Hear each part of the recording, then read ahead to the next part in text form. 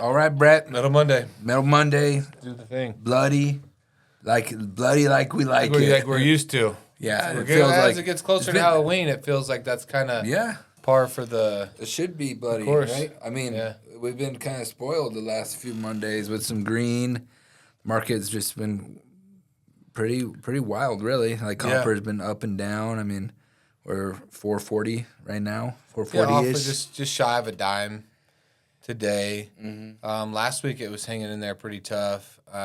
I had some dips early in the week, and then it rallied at I think, good, decent Thursday, Friday, I believe, if I'm remembering right. I still feel like everything I read that the Chinese and the stimulus of what they're about to do, like the fiscal financial money bomb, is still coming. And so if that does truly come to fruition, then you are probably looking at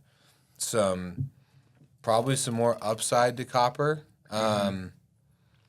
That being said, like we're still we're buyers and sellers at the markets that we're given at the time. As soon as we start trying to predict the upside, that's when I get myself in trouble. Now we'll see what that brings. I mean, aluminum's kind of held its own. It's came off a little bit this morning, a couple cents, and I think a little bit on Friday, but it's been strong. And nickel is still hanging around that $8-ish mark. And I don't know. In general, I mean, it feels like if Trump can stay alive long enough, not get fucking assassinated, and maybe by the election time comes around and we get an election that I think that if he gets elected, it's probably pretty positive for business sentiment and the markets in general. Now, I could be 100% wrong, and I probably am, but it sure does feel like the momentum is You'll see a run. Going if Trump gets elected, we'll see a commodities run. I think. Everybody, I talk to people on the ferrous side, and they feel that the market's got some potential to be strong into the end of the year. It's been pretty soft. Well, this month went sideways, right? Yeah, sideways to down a little. And some people got some up money, in certain markets.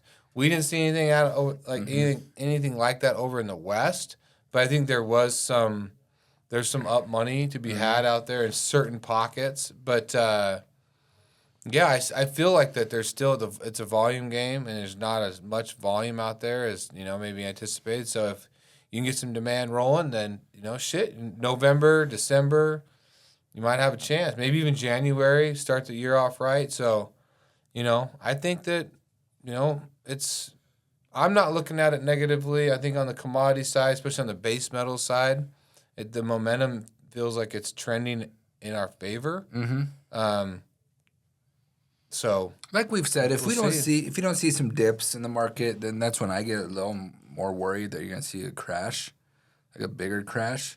Yeah, but I think it's honestly a good sign for the longevity of like a strong copper market, for instance. Like I think you might see that thing run to 470 by end of the year, 475, 480. I don't know. Yeah, it'll be. So, I mean, you're the side you've been on has been the right side lately. So if that, I think we hit 480 copper by January 1. All right, that's what I'm thinking. I don't think it's a far cry especially if the Chinese come back in and put together a strong case to bigger players in the market. Yeah, I mean, I think that's a strong option. The domestic, our markets with going through the election and all that, it feels like we're kind of primed for something positive if we can get to there.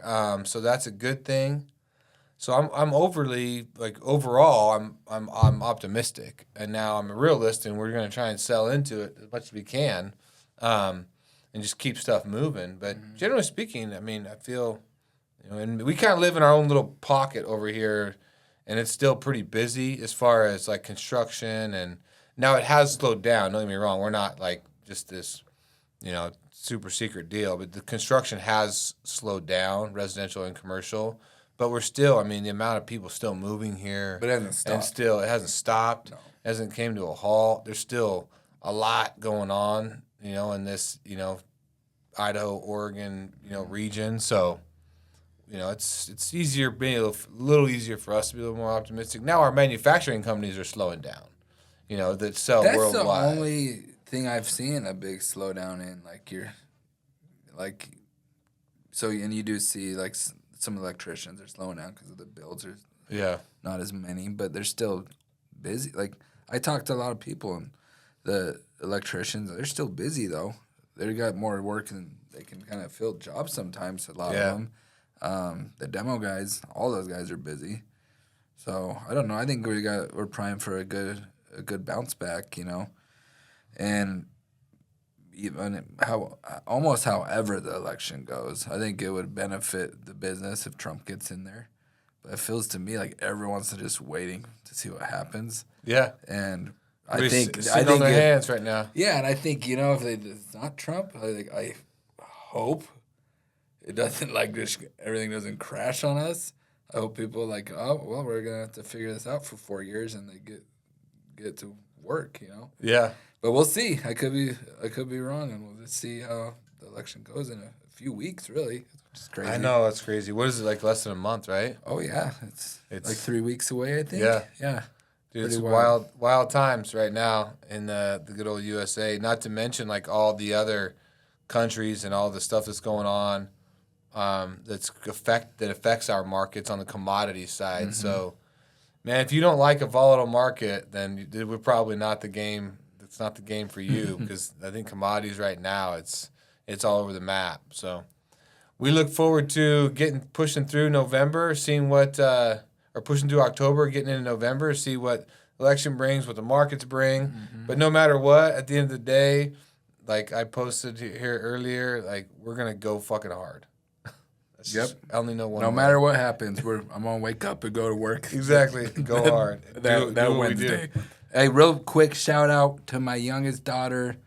She worked her ass off and she made the A team. I love it. I'm just putting a shout out. I saw how hard she worked, and it feels good as a father to see the work she did and it pay off for her. So I'm super proud of her. Shout out to Eden. Put in the work. You never know what's going to happen, but one thing's for sure: if you don't, then if you don't put in the work, then you're gonna regret it. You're gonna be like, I should have worked harder. That's what I love about youth sports, man. Yeah. It's the amount of value you can get out of it. So many lessons, like whether it's hard work or teamwork or losing, winning, wins, losses. It's important to teach these kids how to win the right way and lose the right way, and that's where I have a major issue in certain leagues when the kids were younger, where they just don't keep score. I had a big problem with that. Yeah. And I refused. I was Eden's soccer coach, me and my wife, and we refused to play that game. We kept score. But we kept getting in trouble. But they didn't fire us. Life keeps score. Yep. So why not start them early and let them know that? Yeah, learn it's okay. Hey, it sucks to lose, but if you take that feeling and turn it into hard work to try not to feel that way again, something cool really happens, man. Yeah. And no one, in business, I don't like losing. I don't like losing out on a bid or a customer but that's part of the game. I think I would be naive to say, oh, we win all of them. Yeah. That don't happen. I wish it don't did. happen. No. Some of them you don't want to fucking win. Some we might lose on some purpose. Of the ones that you lose, when you're like, oh, okay, that one actually worked out in our favor. Yep. All right. Have a great day. Thank you, everybody. See you next week.